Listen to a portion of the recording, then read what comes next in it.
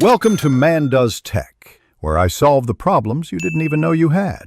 In this video, I will explain how to use Gemini on your phone.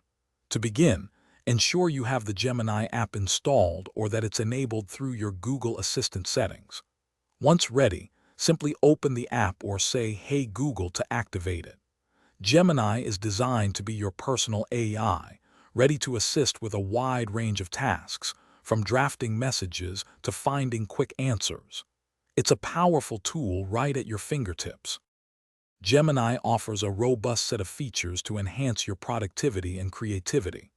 You can ask it to draft a professional email, summarize a lengthy article, or even brainstorm new project ideas. Beyond practical tasks, Gemini excels at creative writing, generating anything from a short poem to a complex piece of code. It also serves as an excellent source for up-to-the-minute information, making it a versatile companion for many daily needs. To get the most out of Gemini, focus on crafting clear and specific prompts. The more context you provide, the better and more relevant its responses will be.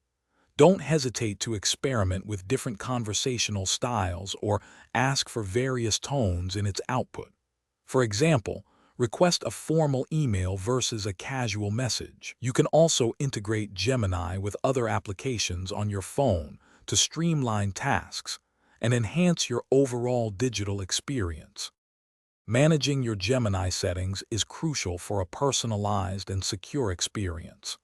Take a moment to review and adjust your privacy preferences directly within the application.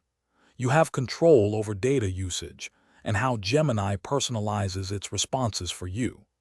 Additionally, you can easily access your activity history to see past interactions and delete any conversations you prefer not to keep. This ensures your AI assistant works exactly how you want it to.